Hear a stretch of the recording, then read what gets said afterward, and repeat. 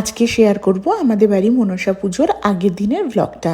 আমি ঘুম থেকে উঠেই জানলাটা খুলেই দেখি বাইরে প্রচণ্ড বৃষ্টি হচ্ছে।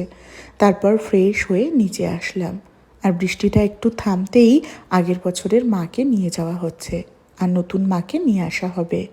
গোটা একটা বছর আমাদের সঙ্গে জড়িয়েছিলেন এই মা। আমাদের প্রতিটা সুখ, শান্তি, আনন্দ, দুঃখ সব কিছুর সাক্ষী এই প্রতিমা। গত বছর আমি বেশ কিছু কারণে বাড়ির পুজোয় থাকতে পারিনি, তবে এবছর আমি খুব আনন্দ করেছি। সেই ভিডিও কালকে আসবে। পুজোর আগের দিন যেহেতু আমাদের বাড়িতে নিরামিষ, তাই আমি সয়াবিনটা রান্না করছিলাম।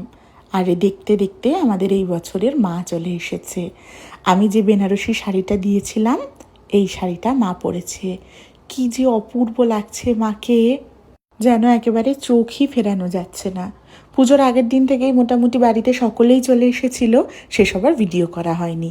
আজকের ভিডিওটা কেমন লাগলো অবশ্যই আমাকে জানাবেন। ওকে, বাই।